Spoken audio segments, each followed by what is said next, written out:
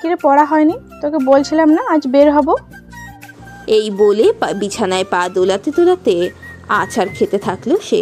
তুষি কাঁদো কাঁদো গলায় শুধায়, না রে আপু, পড়া যেন শেষই হচ্ছে না। আমি কালকে ফিজিক্স কি লিখবো ভেবেই পাচ্ছি না। এত সূত্র মুখস্থ করা যায় বলো আপু? আহারে থাক তাহলে, তুই না গেলে তো আমাকেও যেতে দিবে না একা একা। কাল যাবি তাহলে? হ্যাঁ হ্যাঁ যাওয়া যায়, কাল এক্সাম নেই। এবার মন দিয়ে পড়, ফেল করলে কাকিমা তোর পিঠের এক একটা করে ছাল তুলবে। আমি যাই, আহিরকে বলে আসি কালকে আসতে। জান্নাত এই বলে বের হতে যাবে তখনই তুষি হই হই করে বলে, আহির মানে? কোন আহির? এই আহির ব্যাটা কে? এই আপু বলো না, কাহিনী কি বলো তো?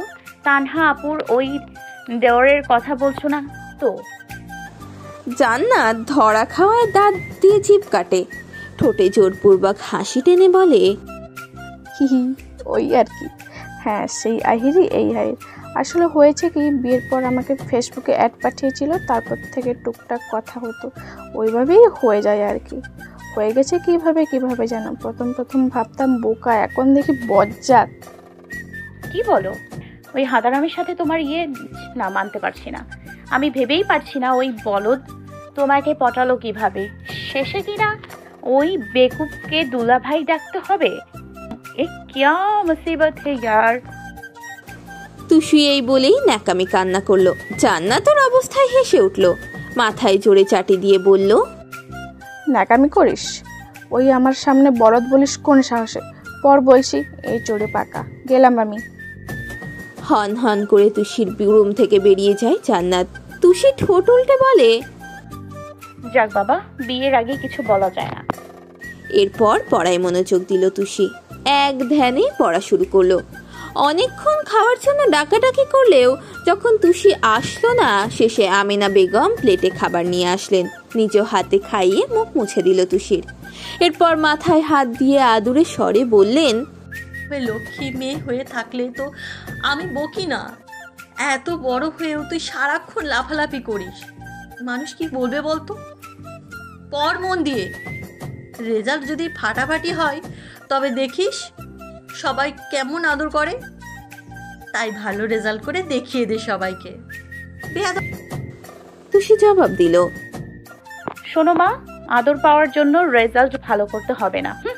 এমনিতেই আমাকে সবাই ভালোবাসে। কথা শেষ হতেই জোরে চাটি মারে আমেনা বেগম। রেগে মেগে বলে, ভেবেছিলাম ভালো হয়ে গেছিস, তোর মধ্যে ভদ্রতা আনতে পেরেছি, কিন্তু আমি ভুলেই গেছিলাম স্বভাব কখনো ভালো হয় না। তুই বেয়াদব, সবসময় বেয়াদবই থাকবি। আর 1 মিনিটও দেরি না করে হনহনিয়ে বেরিয়ে গেল। তুষি ফিক করে হেসে দিল। যাক, মাকে রাগানো গিয়েছে তাহলে। রাগ করলেই যে তার মাকে ভালো লাগে। তুষি জোরে জোরে বলে ওঠে, যাক বাবা, আমি আবার কি করলাম? এই মা, তুমি রেগে গেলে কেন? প্লেটটা অন্তত নিয়ে যাও। কথা শেষ হতেই শুনতে পেল রান্নাঘরে জিনিসপত্র ছনছন করছে। তার আর বুঝতে বাকি রইল না, তিনি ভীষণ ক্ষেপেছেন আমেনা বেগম। তুষার সব টিউশন শেষ করে ভাবলো তুষিকে কল করা যাক। অনেকদিন তো হলো কথা হয় না। মাঝে একবার কল করলেও ফোন বন্ধ ছিল তুষির। ভেবেছিল পরীক্ষা আশায় সিরিয়াস ভাবে পড়াশোনা করছে হয়তো। ভাবতে ভাবতেই আজও কল করে দেখলো ফোন অফ। অতঃপর শেষে উপায় না পেয়ে ফুপির ফোনেই কল দিল। যদিও কয়েকদিন পর পরই আমেনা বেগমের সাথে কথা হয়, কিন্তু তুষির কথা জিজ্ঞেস করতে কেমন যেন লাগে। তাই ভালো মন্দ জিজ্ঞেস করেই কল কেটে দেয়। আমেনা বেগম রিসিভ করে বললেন, কেমন আছিস তুষার? কতদিন বাদে কল করলি? ফুপির কথা মনে পড়ে না তাই না? পড়াশোনার কি খবর? আসসালামু আলাইকুম ফুপি, আমি ভালো আছি। তোমাদের মনে পড়বে না কেন? আসলে সময় পাই না। কি করো, বাসার সবাই ভালো? আমেনা বেগমের সালামের উত্তরে নিয়ে জবাব দেন, হ্যাঁ সবাই ভালো। তুই না প্রতি মাসে আসিস, এবার আসলি না কেন? কোনো সমস্যা? কবে আসবি? তুষার হন্তদন্ত হয়ে বলে, হ্যাঁ ফুপি, যাব। আবার পরীক্ষা, তাই পড়তে হচ্ছে। তবে দেরি হবে যেতে। রিমি ওরা পরীক্ষা কেমন দিচ্ছে? রিমি তো সব পারে, ভালো দিচ্ছে। আমার গুণধর মেয়ে তো বলে ভালো হচ্ছে, চিন্তা করো না মা, দেখবে রেজাল্ট খুব ভালো হবে। চাপাবাজিটাই পারে তোমার মেয়ে। তা সে এখন কি করে? ছাইপাশ বই নিয়ে বসে আছে নিশ্চয়ই। না রে, পড়তেই বসেছে, একটু আগে খাইয়ে দিয়ে এলাম। কথা বলবি? তাড়া দিচ্ছি। দাও দেখি। এই বলে বাসায় এসে বিছানায় আধছোয়া হয়ে শুয়ে পড়ল আর অপেক্ষা করলো এতদিন বাদে নিজের ব্যক্তিগত মানুষের কণ্ঠস্বর শুনতে। আমিনা বেগম তুষির দিকে ফোন দিয়ে বলল, এই ধর, তুষার কথা বলবে। তুষার নামটি শুনতেই বুকটা ধক করে উঠল। এতদিন বাদে তবে মনে পড়লো ওই জঙ্গলি ভূতে কি করে এত সারাদিন। 2 মিনিটও কি সময় হয় না কথা বলার জন্য? মনের মাঝে এতদিনের সকল অভিযোগ অভিমান ঘিরে ধরল তাকে। কাপা কাপা হাতে ফোন নিয়ে কানে দিল, বলল, হ্যালো। তুষার বড় শ্বাস নিয়ে বলল, কেমন আছিস? পরীক্ষা কেমন হচ্ছে? মন দিয়ে পড়ছিস নাকি এখনো ফাঁকিবাজি? এতগুলো মানে? কয়টাই তো বললাম, সবগুলোর উত্তর দিবি কুইক। তার আগে বলো, 1 মাস পর কেন কল করলে? ঢাকা গিয়ে তো ভালোই আছো, কাছাকাছি থাকলে এক তুষার ভাই, আর দূরে গেলেই অপরিচিত তুষার হয়ে যায়। অভিযোগের খাতা একটু একটু করে বের করছে সে। কি বলতো, তুই কি আমায় মিসটিস করা শুরু করেছিস নাকি? মোটেও না, এমনি বললাম। ভালো, আচ্ছা রাখ, পরে কথা হবে। ফোন রাখার কথা শুনে তুষির কথা আটকে যায়। খুব কষ্টে বলে, তুমি এত পাষাণ কেন তুষার ভাই? তোমার কি একদিনও সময় হয় না এখানে আসার? আগে তো দিব্যি 1 সপ্তাহ পর পর আসতে। যাব না, পরীক্ষা আমার। কবে আসবে বলো না? বলেছি না, তুই যেদিন আমাকে ডাকবি সেই দিন। রাখছি, ভালো থাক। হুট করেই কান্না পেয়ে গেল তুষির। নাক টেনে টেনে উত্তর দিল, কোনোদিন আসবে না তুমি, খবরদার। আমার সামনে তোমাকে দেখলে খুন করে ফেলবো, বন মানুষ কোথাকার। তুষার এমন কথায় ঠোঁট চিপে হেসে উত্তর দেয়, ঠিক আছে, যাব না। আর 1 সেকেন্ডও সময় নষ্ট না করে কল কেটে দেয়। তুষার নাক টানার শব্দ শুনতেই বুঝতে পেরেছে মেয়েটা এখন সব অভিমানের ঝুলি বসিয়ে কেঁদে দেবে। আর সেই কান্না থামানো দূর থেকে সম্ভব নয়। কাছে থাকলে বলতো, যত পারিস কান্নাকাটি কর, সারা জীবন তোকে এভাবেই কাঁদতে হবে। মুখ ফুটে যখন বলবি তুষার ভাই তুমি আমার কাছে আসো, ঠিক ওই দিনই আমাকে পাবি। ভাবনা বাদ দিয়ে অতঃপর দীর্ঘশ্বাস ফেলে ফ্যানের দিকে তাকিয়ে বলে, শোনো মেয়ে, আমি তো চাই তোমার সাথে থাকতে। এই দূরত্ব যে আমারও এখন সহ্য হচ্ছে না। মনের বিরুদ্ধে খুব কষ্টে ঢাকা থেকে যাচ্ছি, সে খেয়াল তোমার আছে? প্রতিদিন এই আশায় থাকি হুট করে কল দিয়ে বলবে, তুষার ভাই আবার আর ঝগড়া না করে মন টিকছে না, তুমি চলে আসো। একটু ঝগড়া করে মনটা ভালো করি। নিজেই অজান্তেই প্রায় এসব বলে তুষার, আর মনে মনে হাসে। এদিকে তুষির কান্নার বাদ মানছে না। হেঁচকি তুলে অনবরত কাঁদছে সে। যদিও খুব কষ্টে পড়ায় মন দিয়েছিল, এখন ওই তুষারের ফোন কলে সব উল্টোপাল্টা হয়ে গেছে। কাঁদো কাঁদো গলায় বলে, পাষাণ তুষার ভাই, কতদিন এভাবে পালাবে? একবার শুধু আসো, একদম মেরে দিব। অনেকক্ষণ কান্নার পর মায়ের ফোন থেকেই ফেসবুকে যায় তুষারের আইডি ভিজিট করতে। তুষার তেমন অনলাইনে আসে না বিধায় অল্প কয়েকটা পোস্ট। এক সময় তুষির ঠোঁটের সেই পেন্টিং করা টি শার্টের চুমু দেখে থমকে যায়। মনে পড়ে যায় সেই দিনের কথা। হুট করেই মাথায় দুষ্টু বুদ্ধি চেপেছিল। গভীর রাতে তাই তো সে পা টিপে টিপে তুষারের ঘরে প্রবেশ করেছিল আর এই কাণ্ডটা করেছিল। জঙ্গলি ভূতকে উচিত শিক্ষা দিতে তার টি শার্ট বরবাদ করে দেওয়ার জন্য সেই টি শার্ট পরা অবস্থায় তুষার ক্যাপশন দিয়েছে, ওগো আমার প্রাণের ভবিষ্যৎ বউ, এই ছিল তোমার মনে? এতই যখন চুমু দিতে ইচ্ছা হয় তবে কেন লুকিয়ে চুকিয়ে শার্টে চুমু খাও? আজ তো টি শার্টের মালিককেই চুমু খেতে পারো। তোমার কমলার কেয়ার নেয় ঠোঁট দুটি যে আমার নেশা। ওই ঠোঁটে 1000বার চুমু খেলেও আমি ক্লান্ত হব না। পরের বার শার্ট নয়, শার্টের মালিককে চুমু খাওয়া যায়, তবেই তো বুঝবো তোমার বড্ড সাহস। ক্যাপশন পড়া শেষ করেই চোখ বড় বড় হয়ে গেল তুষির। তুষারকে শিক্ষা দিতে গিয়ে এখন নিজের মান সম্মান সব শেষ হয়ে গেল। নির্লজ্জ তুষার ভাই, শরম লজ্জা সব পদ্মা সেতুতে ধুয়ে গেছে। পর মুহূর্তেই শুধু ওই লেখাগুলো চোখে ভেসে উঠল, আর তুষি এদিকে নিজের দিকেই লজ্জা রাঙা হয়ে গেল। ওই দিন আর একটুও পড়ায় মন বসলো না তুষির। মনে হলো এই বুঝি তুষার ভাই সামনে দাঁড়িয়ে এক দৃষ্টিতে মুখ টিপে হাসছে, আর তুষির লজ্জা হওয়া মুখখানি দেখছে। ঠোঁট দুটিতে লজ্জাময় হাসি নিয়ে রাত পার করলো তুষি। রাত কখনো বালিশ দিয়ে মুখ ঢেকে রেখেছে, নয়তো দুহাত দিয়ে চোখ মুখ ঢেকেছে, আর বলেছে, উফ তুষার ভাই, তুমি তো লজ্জায় আমাকে মেরেই ফেললে। দেখতে দেখতে তুষির পরীক্ষার শেষ দিন আজ। খুব সকালে উঠেই সব পড়া রিভিশন দিচ্ছে সে। ভালোই আজকের পরীক্ষাটা দিতে পারলেই বেঁচে যাবে। এরপর 2 মাস কোচিংয়ের পর এসএসসি শুরু হবে। চিন্তায় মাথা সারাক্ষণ ভন ভন করছে। পড়াশোনা করে কি হবে যদি শেষ পর্যন্ত সেই জামাই, সংসার আর বাচ্চা কাচ্চায় মানুষ করতে হয়? উফ, একদম নিঃশ্বাস নেওয়াও যেন দায় হয়ে পড়েছে। তড়িঘড়ি করে রেডি হয়ে রিমি আর তুষি বেরিয়ে পড়ে স্কুলের উদ্দেশ্যে। রিকশায় যেতে যেতে রিমি শান্ত স্বরে বলে, কেমনে পড়লি? সব বিক্রিয়া মনে আছে? রসায়নে তো আবার তুই খুব ভালো পারিস। হ্যাঁ, রসায়ন আমার জামাই, আর পদার্থ আসলে একটা অপদার্থ, তাই সে আমার প্রাক্তন। রিমি ফিক করে হাসে, উত্তর দেয়, তুই কার মতো হয়েছিস বলতো? এত কথা পাস কোথায়? তুষি আকাশ থেকে পড়ার মতো করে বলে, আশ্চর্য, বাবা মায়ের মতোই হয়েছি। এ কথা বললি কেন তুই? আমাকে নিয়ে তোর কি কোনো ডাউট আছে? রিমি কপাল চাপড়ে বলে, হাই, আমি বললাম কি, আর তুই এই কথার মিনিংটা কোথায় নিয়ে গেলি? এত দূর তো আমি ভাবিও নি। সব সময় সহজ কথার উত্তর তুই জটিল করে দিস। তোর সাথে আমিও আর পারলাম না ভাই। তাহলে লাগতে আসিস কেন?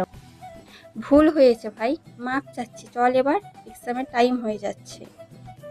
তুষি শয়তানি হাসি দিয়ে বলে, আজব, তুই নিজেই তো আজ শুরু করলি, এখন আমার দোষ দিচ্ছিস? সব সময় কেন আমি দোষী হব?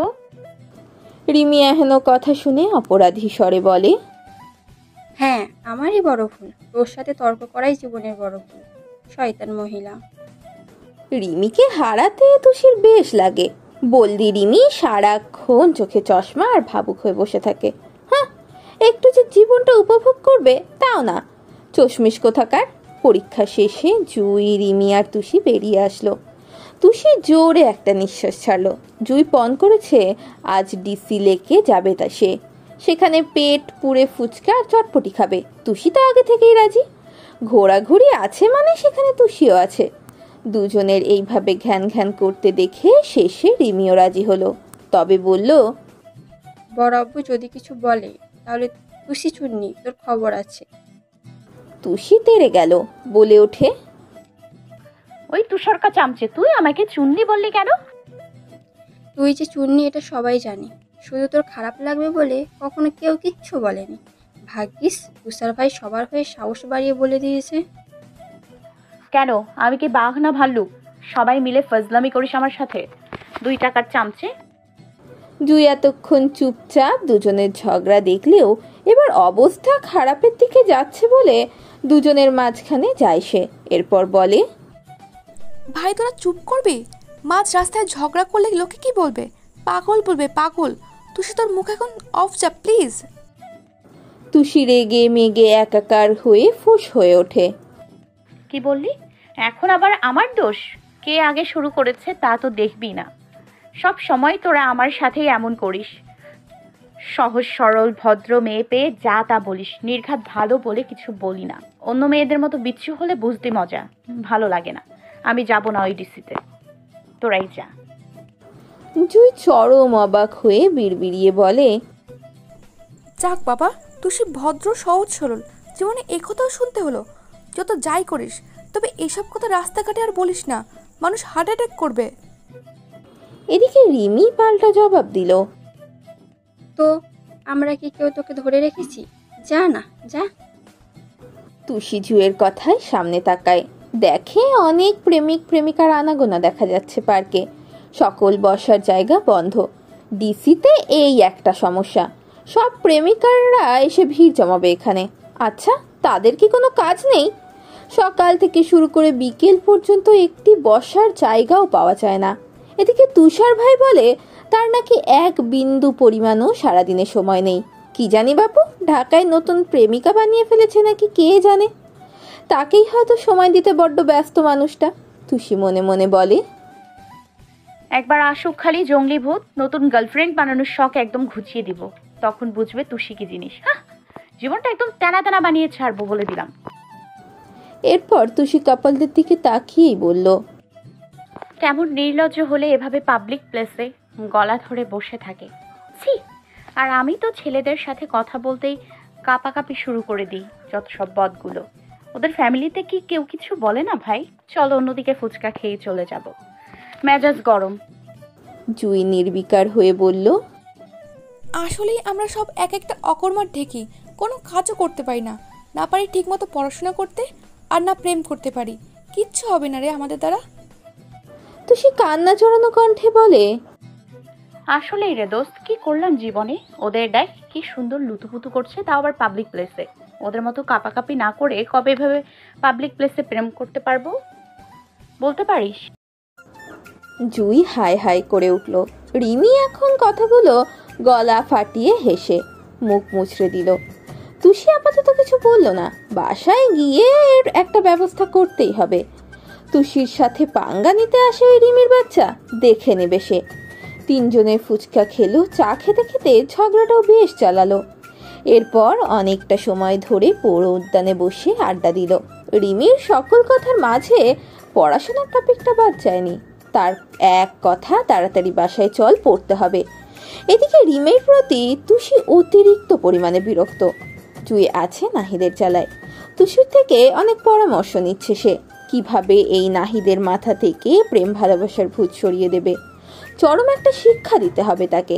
শেষে তুষি বলেই দিল, শোন জুই, তুই বরং একটা বড় সড়ো ধরনের কাণ্ড করে ফেল, এরপর দেখবি তোকে বিরক্ত করা তো দূরের কথা, সে নিজেই বিরক্ত হয়ে দেবদাস হয়ে গেছে। জুই হন্তদন্ত হয়ে বলে, কি বলিস? তোর ওই মোটা মাথায় এমন সুন্দর প্ল্যান আছে?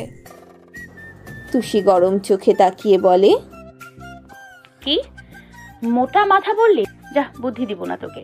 মানুষের ভালো করতে নেই আজকাল, তার থেকে রাস্তার কুকুরও ভালো। একবার পাউরুটি দিলে সারা জীবন কৃতজ্ঞ প্রকাশ করবে। না বেবি, মজা করলাম। বল শুনি তোর মাস্টার প্ল্যান।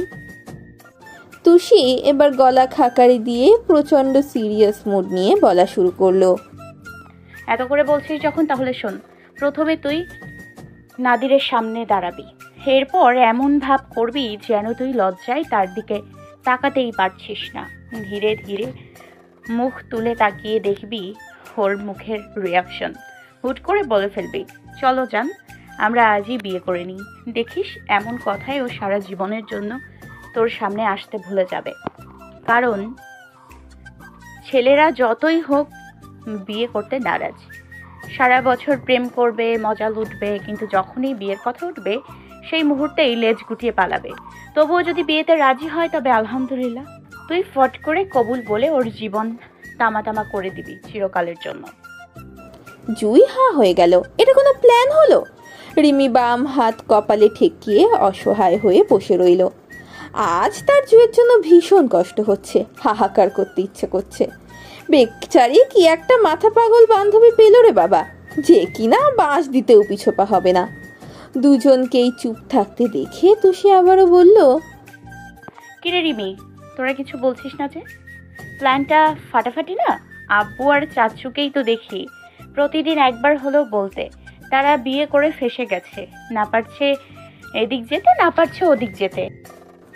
রিমি উত্তর দেয়, কি বললি তুই? আজই আমি কাকিয়ার কাছে বলে দিব, দেখিস কি আছে তোর কপালে। হ্যাঁ হ্যাঁ, যা না, চামচে সাদে কি আর বলি, তুই সবার চামচে।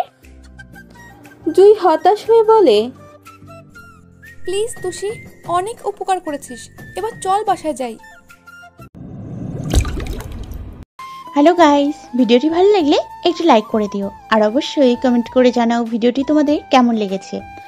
আর ভিডিওটির পরবর্তী পার্ট খুব তাড়াতাড়ি আসবে, তো যারা এখনও চ্যানেলটিকে সাবস্ক্রাইব করোনি প্লিজ পরবর্তী পার্টগুলো দেখার জন্য চ্যানেলটিকে সাবস্ক্রাইব করে পাশে থাকা বেল আইকনটি প্রেস করে দিও। ধন্যবাদ সবাইকে, আমাদের সাথেই থেকো।